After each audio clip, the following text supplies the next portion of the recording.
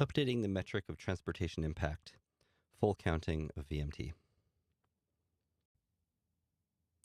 When assessing trip-based VMT under CEQA, include the full trip, even if it goes beyond a jurisdictional boundary.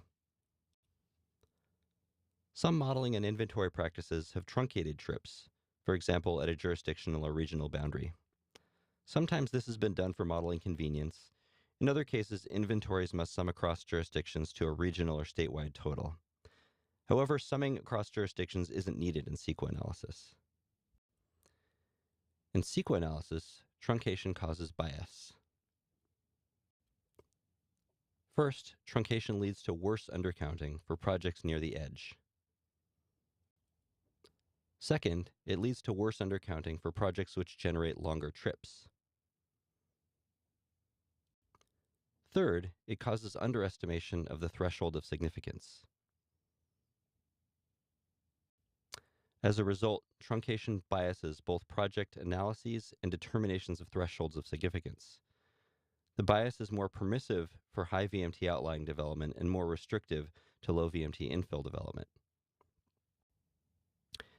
In a similar manner, discounting cross-boundary trips, for example by counting only half of the VMT from such trips, also leads to a biased assessment and biased thresholds. Like truncation, discounting leads to worse undercounting for projects near the edge and projects which generate longer trips, and leads to underestimation of the threshold. These effects also create a permissive bias for outlying development and restrictive bias for infill. But doesn't counting trips all the way to their destination in another jurisdiction mean you're double counting them? Since neighboring jurisdictions would also count those trips. The answer is that some cross-boundary trips may in fact be counted in each jurisdiction, but trips between jurisdictions would also be counted in each jurisdiction when developing the thresholds. Project VMT is held up against threshold VMT, and if both are based on full counting, the judgment of whether the project has a significant impact will be fair and accurate. But why can't truncated project VMT be compared to truncated baseline VMT?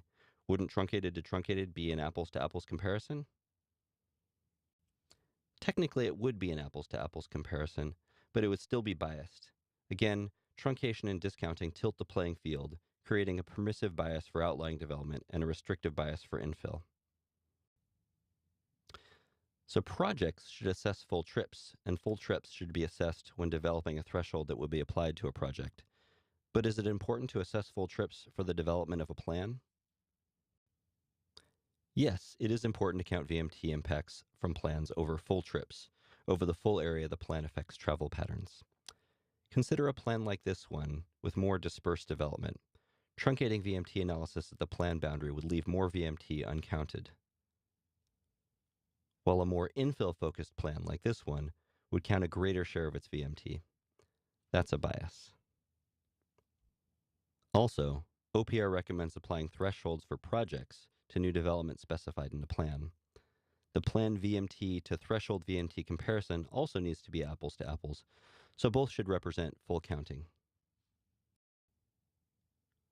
For retail and transportation projects, OPR recommends studying the change in overall VMT resulting from the project.